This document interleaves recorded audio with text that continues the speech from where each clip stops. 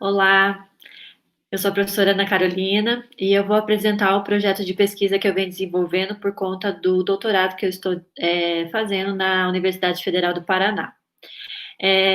Então, esse meu projeto, na verdade, ele faz parte de um projeto maior,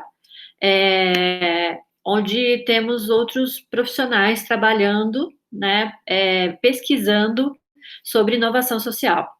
Então, eu vou apresentar para vocês aquilo que nós já estamos desenvolvendo e que vai compor, então, esse projeto que eu pretendo desenvolver ao longo do tempo, né?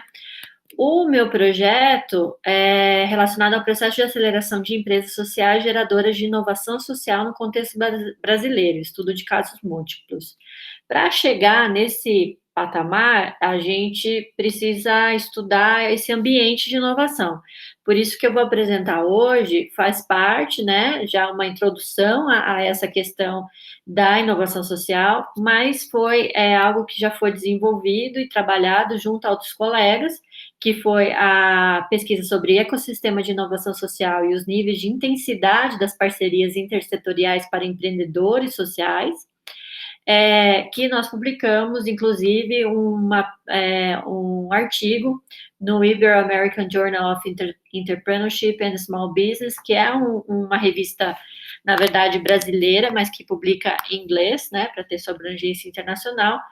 Quem desenvolveu esse artigo foi Rodrigo Luiz Moraes da Silva, professor do Instituto Federal de Curitiba, e que acabou de fazer o pós-doutorado dele na Universidade Federal do Paraná. Andréa Paula Segato, professora da Universidade Federal do Paraná, que é minha orientadora, eu, no caso, e o Gutenberg Ribeiro, que também é professor do campus Pinhais e diretor da Agência de Inovação do Instituto Federal. Nós publicamos esse artigo, então, para fazer essa análise aí sobre os parceiros, né, que podem ajudar no desenvolvimento da inovação social.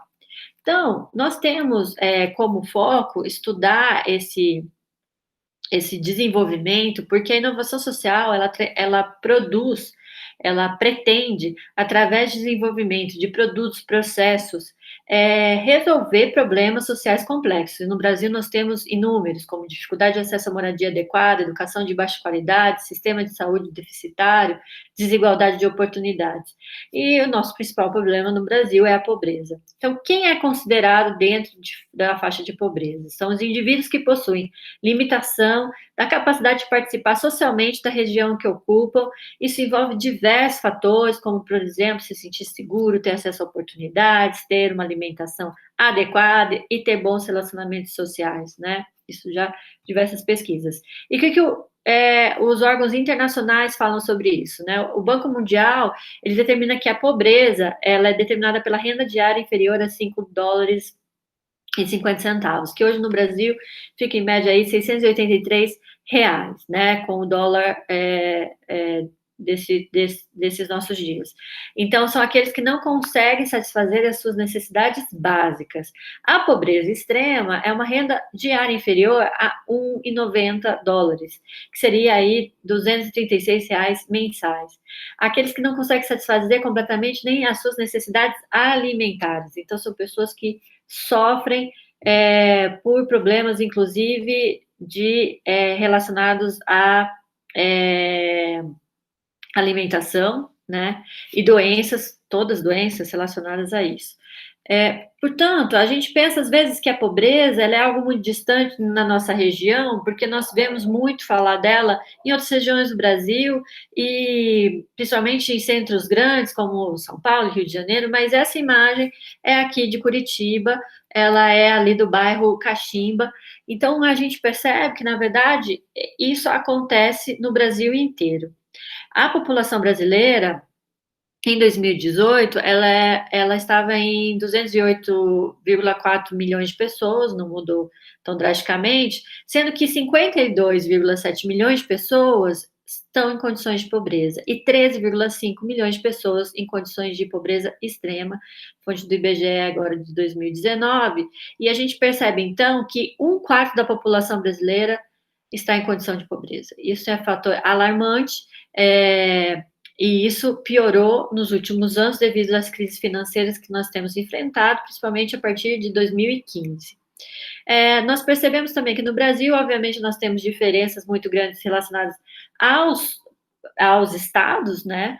E que os estados, infelizmente, do Norte e Nordeste são aqueles que sofrem mais com estes índices, tendo até 50% de sua população considerada aí no nível de extrema pobreza e pobreza, como nós vemos no Maranhão, que é o estado, então, com maior índice, né, seguido de Alagoas e Amapá, perdão, Amazonas, Pará, enfim, e daí nós percebemos que os estados com menos índice é Santa Catarina, Distrito Federal, né, indo de trás para frente aqui, Rio Grande do Sul, São Paulo e Paraná.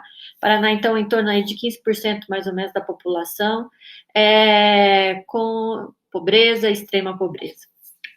Aí nós percebemos, então, que isso é um grande fator de dificuldade, e como que a gente pode ajudar nesse sentido, né? Como que as políticas podem ajudar. Nós percebemos que as políticas públicas não conseguiram até agora, claro que tiveram políticas públicas bastante interessantes e que conseguiram, de alguma forma, auxiliar nesse sentido, mas mesmo assim não sanou todo o problema, e nós temos ainda, como eu comentei, um quarto da população considerados condições de pobreza. Então, a iniciativa privada, ela pode ajudar a resolver esse problema e os demais do âmbito social, né, e ambiental?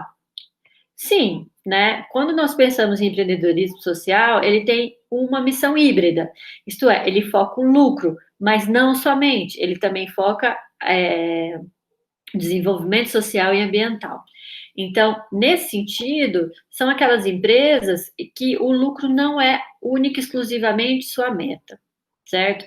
Portanto, as parcerias intersetoriais, elas aparecem, isto é, as parcerias entre os diversos setores, que eu vou explicar mais para frente como que isso se dá, pode ajudar essas empresas, esses empreendedores, a melhorar e se desenvolver para que nós tenhamos, então, um ecossistema de inovação social mais interessante e desenvolvido para conseguir resolver esses diversos problemas que nós enfrentamos no Brasil.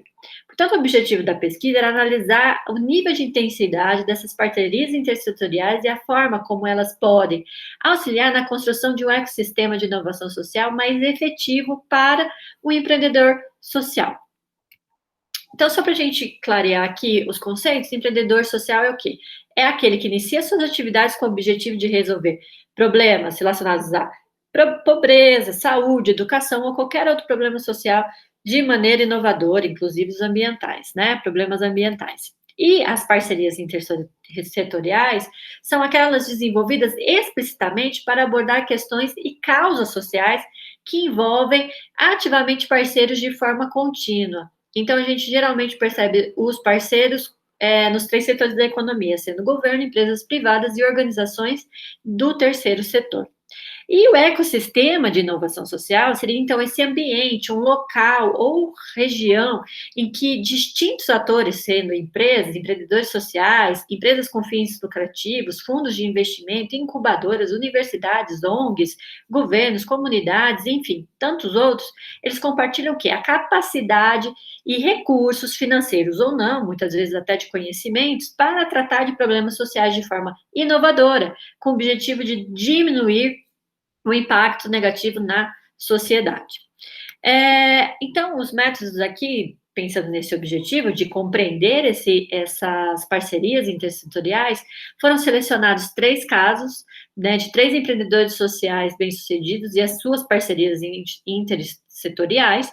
A estratégia de pesquisa foi um estudo de caso múltiplo, porque gostaria de entender em sua profundidade como que esses empreendedores conseguiram lidar ali com todas as suas adversidades, quem foram seus parceiros. A coleta de dados foi através de 25 entrevistas e análise de 78 documentos, e então nós fizemos análise qualitativa do conteúdo. Os casos foram Terra Nova, que é a regularização fundiária, tratado de, muitas vezes, dessas invasões irregulares, mas que depois de muito tempo precisam ser regularizadas. Portanto, ele facilita, ele faz a intermediação entre os moradores e o governo e os donos efetivos dessas propriedades, que foram, às vezes, até estão com problemas jurídicos e tudo mais, problemas legais, né? A Avante, que é uma empresa de microcrédito para pessoas de baixa renda, né, oferecendo aí oportunidades para desenvolvimento muito de pequenos negócios, e a Biofílica, que é relacionada à comercialização de crédito de carbono na Amazônia. Então, o que a gente percebeu foi que as empresas sociais, Terra Nova, Avante e Biofílica, quem eram os parceiros de primeiro nível? Aqueles que tinham interação diária, semanal, pessoas que realmente auxiliaram no desenvolvimento dos negócios para que as suas complexidades fossem resolvidas e que eles conseguissem superar suas dificuldades. A Terra Nova foram investidores, né? Investidores, aqueles que aplicaram capital e também auxiliaram no desenvolvimento do negócio, ajudando na parte de gestão, desenvolvimento das empresas. A Avante também teve investidores e outras empresas privadas que foram parceiras, e a Biofílica, investidores e ONGs, que auxiliaram ali, principalmente por se tratar de uma questão ambiental na Amazônia. Várias ONGs também auxiliaram eles nesse desenvolvimento do negócio para que fosse sustentável, rentável e que atingisse os objetivos sociais e ambientais que estavam propondo. As parcerias de segundo nível, nós temos aqui que a Terra Nova não identificou, que seria uma interação mensal, né? Então, assim, não são aqueles parceiros tão diários, mas que auxiliam muito para que o negócio venha evoluir.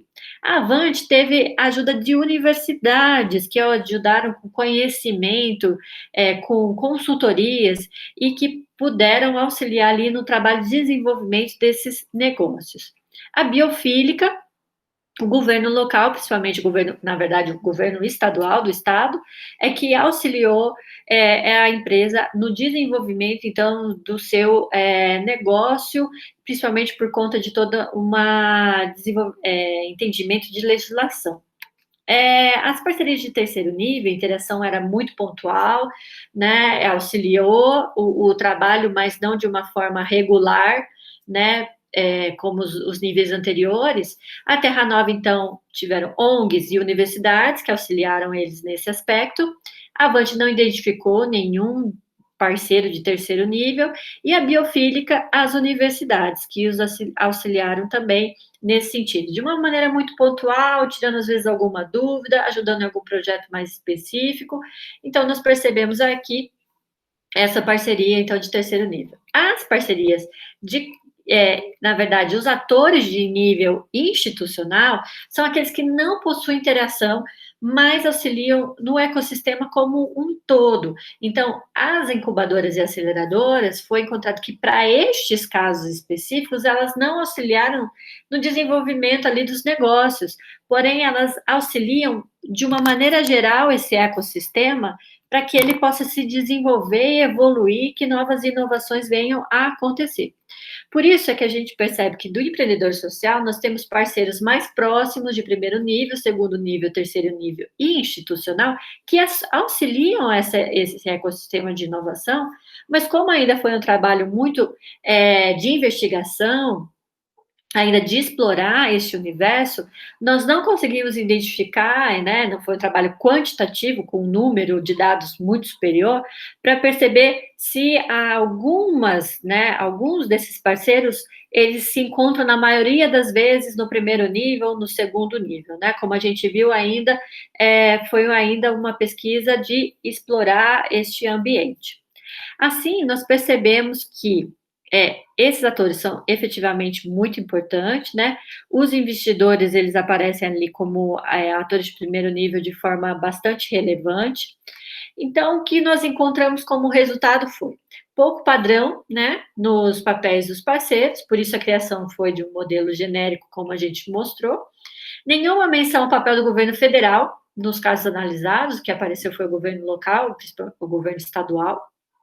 Importante participação dos agentes e investidores, projetos conjuntos com outros parceiros, como universidades que apareceram, empresas privadas e ONGs, a importância dos atores do campo institucional, porque as incubadoras e aceleradoras, por mais que nestes casos específicos elas não tenham trabalhado diretamente, elas são importantes porque elas promovem inovação e empreendedorismo, elas promovem também eventos e atividades importantes para todo o sistema, e nós percebemos que as políticas públicas, elas poderiam ser delineadas, então, buscando aumentar e melhorar essa dinâmica do ecossistema de inovação social, em virtude da sua relevância para a resolução de tantos problemas que nós temos no Brasil, tantos problemas sociais complexos, principalmente relacionados à nossa,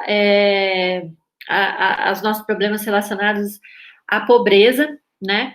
E essas distinções sociais que nós temos tão grandes no Brasil. Por isso, ainda é um tema que merece ser bastante desenvolvido. Nós vemos um potencial aí de conhecer e compreender como que esses agentes, esses atores podem trabalhar, e é por isso que eu pretendo estudar mais profundamente sobre as incubadoras e aceleradores nesse sentido de auxiliar o desenvolvimento da inovação social no Brasil. Fico por aqui, agradeço muito a atenção de vocês, espero que vocês tenham compreendido. Qualquer dúvida, podem me mandar e-mail, eu fico à disposição. Um grande abraço a todos.